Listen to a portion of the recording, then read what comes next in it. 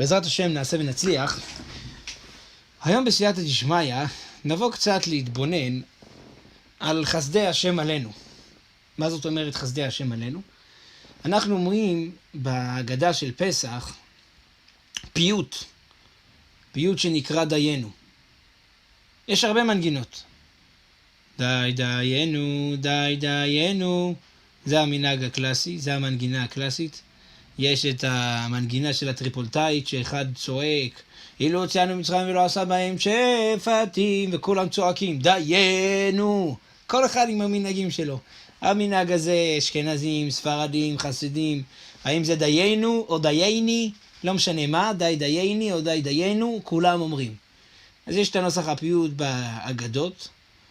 המקור של הפיוט, אף כמה שהוא כזה מפורסם, לא יודעים מי חיבר אותו. כזה מפורסם.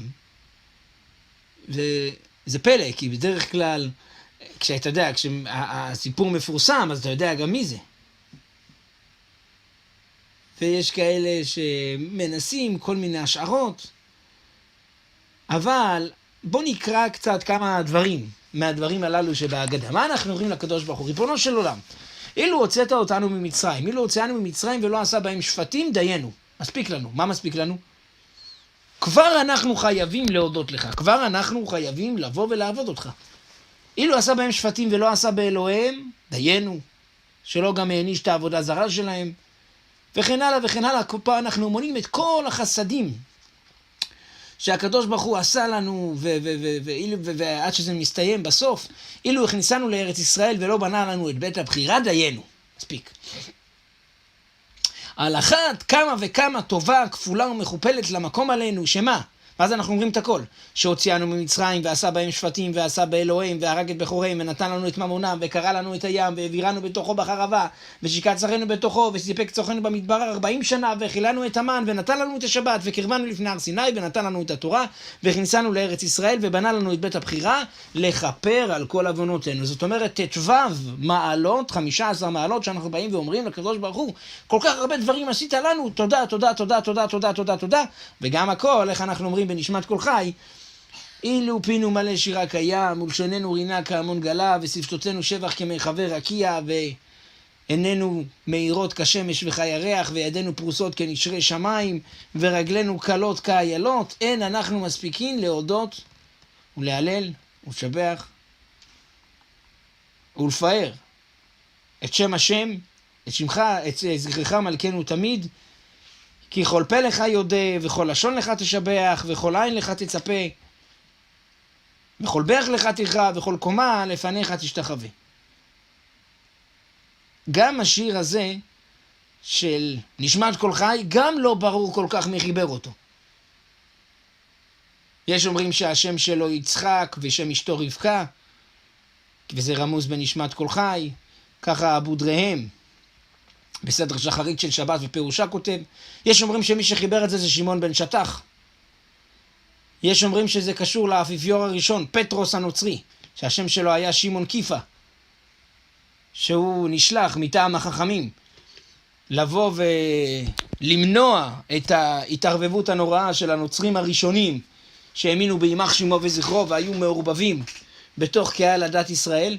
אז הם אמרו, לך אתה, באו ולימדו אותו את שם הקדוש כדי שיפריש אותם מקהל הדת ישראל, שהם לא יבואו וייכנסו וירסו את עם ישראל מבפנים, כמו איזה גיס חמישי. אז גם השיר הזה גם הוא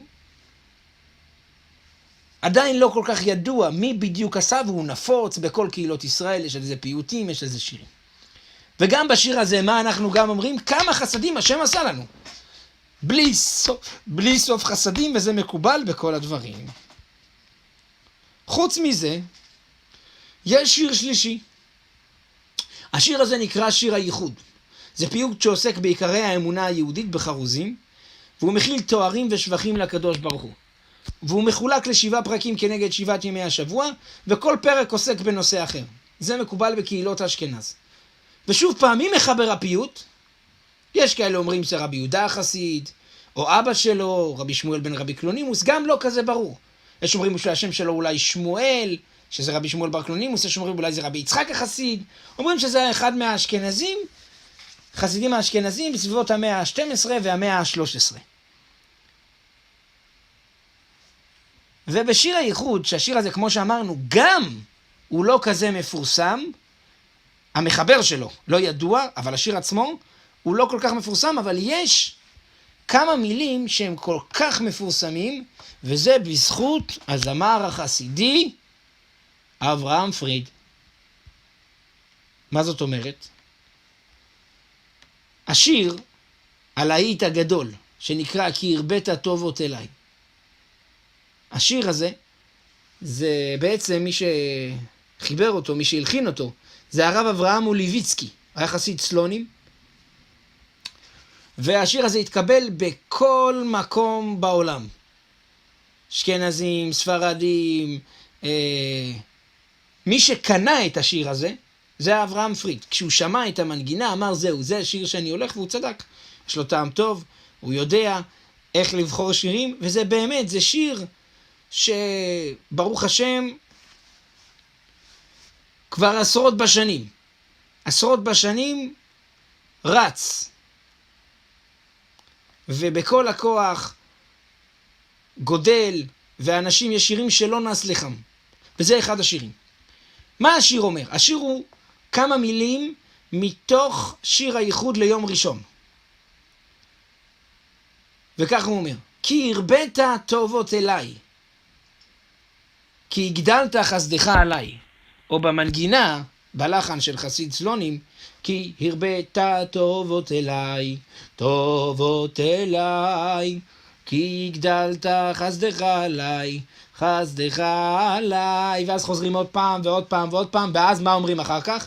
מדלגים כמה שורות בשיר הייחוד ואומרים ככה, ומה אשיב לך, והקול שלך, לך שמיים, אף ארץ לך. מה זאת אומרת? אנחנו אומרים לקדוש ברוך הוא, ריבונו של עולם, מה אני יכול להחזיר לך? הרי הקול שלך, לך שמיים, אף ארץ לך. וכל השיר שם בעצם אומר כמה אנחנו, ריבונו של עולם, כמה אנחנו שפלים, ואתה כזה גדול, איך אנחנו בכלל יכולים לבוא ולעבוד אותך? ואז הבית אחר כך, ואנחנו עמך, עמך וצונך, וחפצים לעשות רצונך. זהו, 3 שורות משיר הייחוד. למה השיר הזה החלטנו לעשות עליו שיעור על כל הנושא הזה? כי לצערנו, יש אח גדול לאברהם פריד. מנס פרידמן, שדיברנו עליו כמה פעמים. והוא התורה שלו לחלוק לא רק על עיקרי האמונה כמו שבאנו ואמרנו, אלא אפילו על השירים הללו שפופולריים בכל קהל עדת ישראל, השירים הידועים והלא ידועים, אם זה די דיינו, אם זה נשמת כל חי, וגם כי הרבית טובות אליי, שבעצם אח שלו שר את זה באופן כל כך יפה, הוא בעצם אומר בספר שלו ובדרשות שלו, שאלוקים חייב לנו. לא שהוא הרבה טובות אלינו, לא, אנחנו הרבנו טובות לאלוקים. למה? לא ביקשנו לבוא לעולם, אז אתה ריבונו של עולם צריך אותנו, כי אתה בעצם לא הסתדרת בלעדינו, אז אתה גם לא יכול גם להעניש אותנו, כי הלכת ונעלמת וכו' וכו' וכל מיני הבלים שפשוט אין לי כוח לקום לשטוף את הפה אחרי שאני אומר אותם. אז בעצם כשיוצאים מנקודת הנחה שכי הרבית טובות אליי, כי הגדלת חסדך עליי, ומה אשיב לך והקול שלך, לך שמיים אף ארץ לך, ואנחנו עמך וצונך וחפצים לעשות רצונך, כשאנחנו מבינים שזה הסיסמה, אז אנחנו נכנסים לא רק לחג פסח אחרת, אלא גם להנחת התפילין בבוקר אחרת. הרעיון הזה של מנס פרידמן הזה, שבעצם הוא אומר, אתה יודע, יש אנשים שלא רוצים לשמור שבת, למה? כי הוא אומר, למה אני צריך לשמור שבת? מה, אני חייב לעשות את זה? אין לי כוח כל הזמן להיות חייב. אז הוא אומר, יש לי שיטה, איך תגרום לו לשמור שבת? תגיד לו, אתה יודע, אלוקים צריך אותך. אלוקים לא יכול להסתדר בלעדיך, אז תשמור את השבת. זה מה שיגרום לו לשמור שבת. רגע, מצד שני, אתה לא חושב שהוא יגיד, רגע, אם אלוקים צריך אותי, קודם כל שישלם מה שהוא חייב לי. שייתן לי $100 מיליון. אם הוא צריך אותי, תשלם. רגע, אתה לא חושב שאתה חייב לאלוקים? מה אשיב לך והקול שלך? הכל שלך. מה זה הכל שלך? כל חסד שאתה עושה, עשית חסד עכשיו, חילקת $250,000, בסדר? באו אליך אנשים, דפיקות, בלגנים, עניינים, הכל בסדר. טוב, הכל בסדר. אתה מבסוט, ברוך השם, עזרת לעם ישראל, נכון.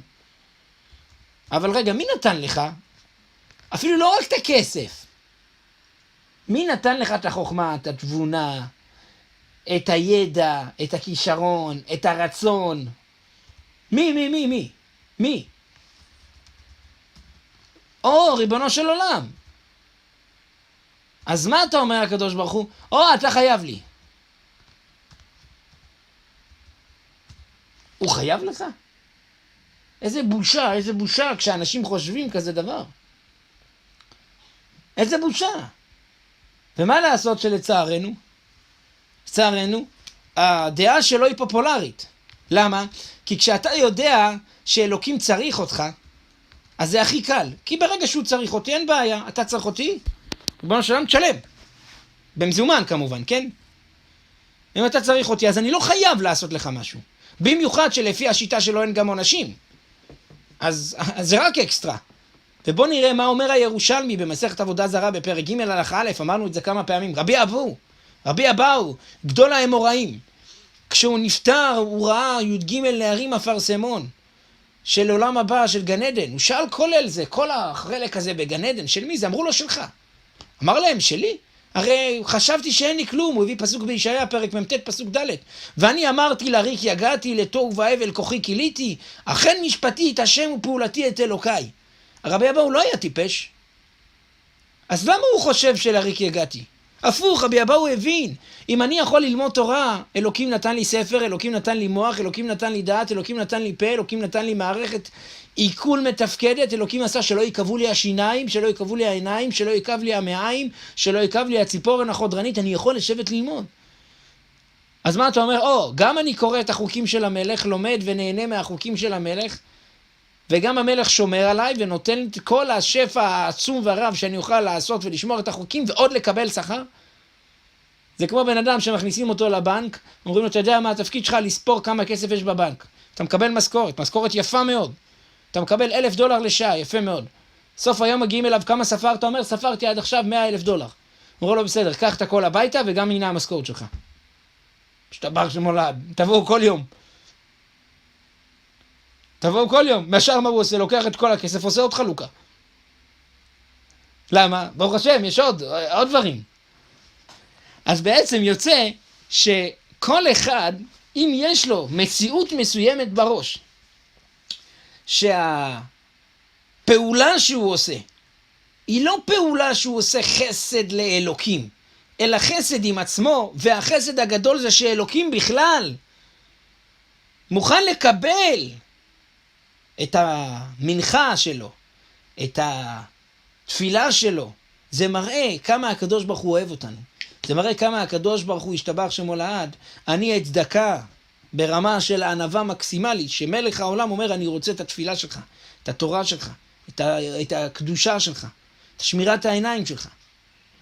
ובאמת, כל זמן שבן אדם חושב ככה, כמה טעויות הוא יכול לבוא ולחיות על כל צעד ושעל.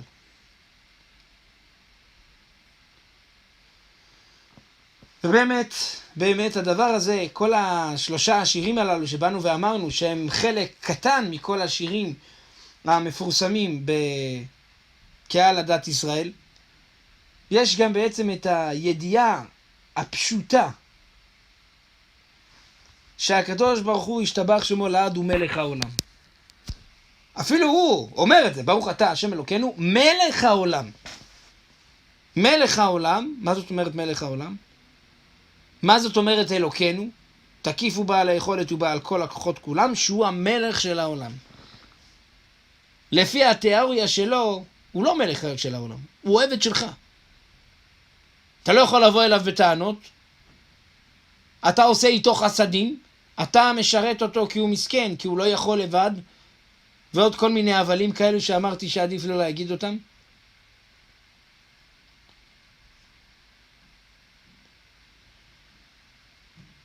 ובעצם הדבר הזה כואב, כי קיבלתי כמה וכמה תגובות על השיעורים שעשיתי, ואנשים אומרים לי, איך אתה מעיז על תורה כזאת נפלאה לצאת?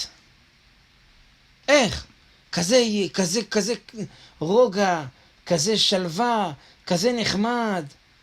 איך אתה מעיז לבוא ולעשות את הדבר הזה?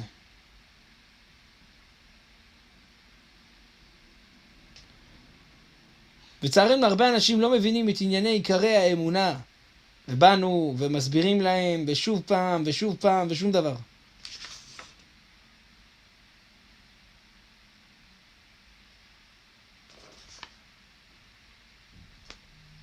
אני רוצה לסיים בדבר, הרבה אנשים אומרים, אדם הזה שאומר ככה, הוא אומר את זה מאהבת ישראל. הוא רוצה, אתה יודע, שעם ישראל ירגישו טוב עם עצמם, תראה כמה הוא אוהב את עם ישראל וכו' וכו'. זה לא נובע מאהבת ישראל. ממה זה נובע? הסיפור הבא יסביר בדיוק ממה זה נובע. היה אחד, קראו לו רבי אליעזר, חסיד קוצק נלהב, שסיפרו לו, יש בעיר שלנו סגפן גדול, מסתגף הוא כל השבוע משבת לשבת. ולא רק זה, הוא גם ענב גדול, ואין רצונו שידעו בכך. משבת לשבת הוא צם, והוא מסתיר את זה מכולם. אמר רבי אלעזר, אני אנסנו. ניגש אליו וכאילו שלא במתכוון, דחף אליו את אחד מהנערים. עבר לידו עם איזה ילד, והילד ככה דחף את הילד על הזקן הזה, שצם משבוע לשבוע, וענב גדול. איך שהוא דחף, הוא התחיל לצעוק על הילד. ילד, מה אתה עושה? איך אתה דוחף צדיק גמור שמתענה בשני וחמישי? מיד הסגפן הזה אמר לו, משבת לשבת, משבת לשבת. משבת לשבת. לא בשני וחמישי. תיקן.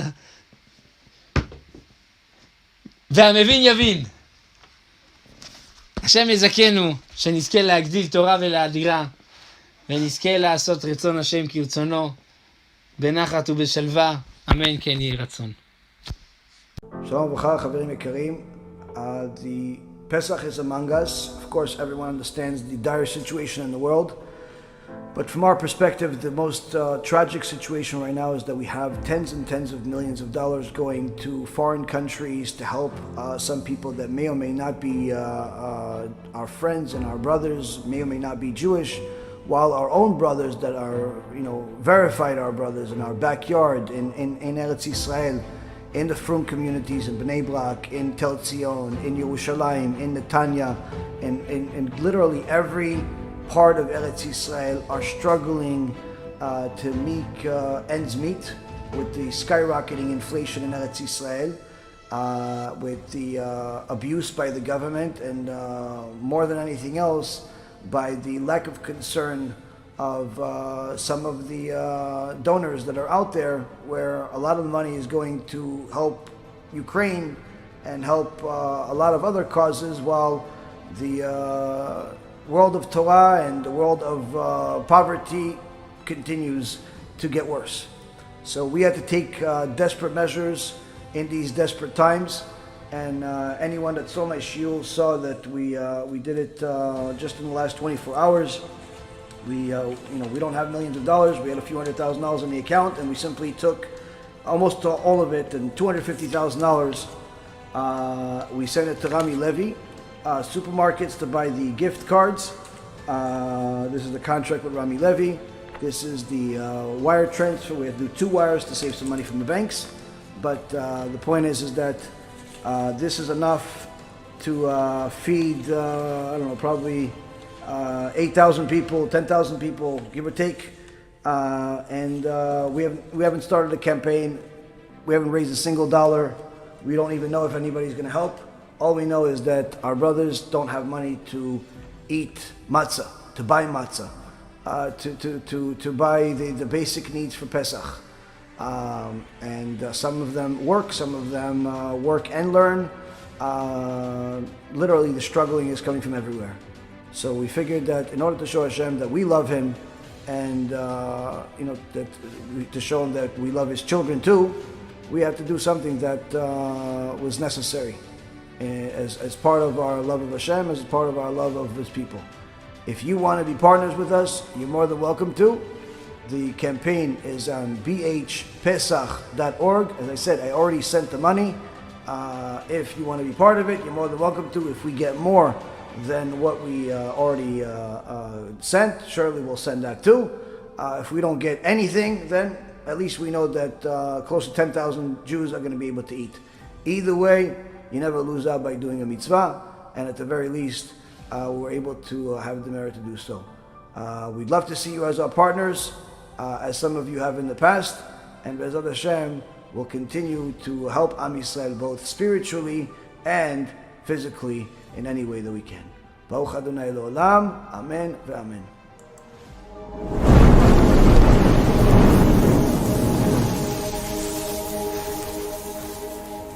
אחיי ואחיותיי היקרים, אנחנו נמצאים כמה ימים לפני חג הפסח של שנת תשפ"ב. אנחנו נמצאים כולנו, כל עם ישראל, בתקופה מאוד מאוד מאוד לא פשוטה. לא רק שזה אחרי הקורונה ואחרי כל הסכנות שהיו בחשש ההידבקויות הנוראות, התחילה תקופה של פיגועים בארץ ישראל. צערנו התקיים בנו הפסוק, מחוץ תשקל חרב ומחדרים אימה. אנשים מפחדים לצאת לעבוד, אנשים חוששים. כלל גדול לימדו אותנו חז"ל, ותפילה ותשובה וצדקה מעבירים את רוע הגזרה. יש לכם הזדמנות כאן לבוא ולעזור למשפחות נזקקות, משפחות של בני תורה, משפחות של אנשים צדיקים וישרים, שארגון בעזרת השם החליט לבוא ולעזור להם לחגוג את הפסח כבני חורין. בואו והצטרפו אל הזכות הגדולה הזאת, והזכות שלכם בוודאי תעמוד לכם ולהגן עליכם ולשמור עליכם ועל כל אחד ואחת מבני משפחותיכם בכלל כל עם ישראל. כל הצדקה שנתרמת לארגון בעזרת השם הולכת 100% לנזקקים. אין עמלות, אין אחוזים, אין כלום. הכל הולך לנזקקים שיקנו אוכל ויוכלו לחגוג את חג הפסח בשמחה ובניצה. אהוביי, ההזדמנות הזאת היא הזדמנות מיוחדת שהקדוש ברוך הוא גלגל לידיכם. אל תעמדו מנגד, עלו על העגלה בדרך אל הגאולה. תודה רבה.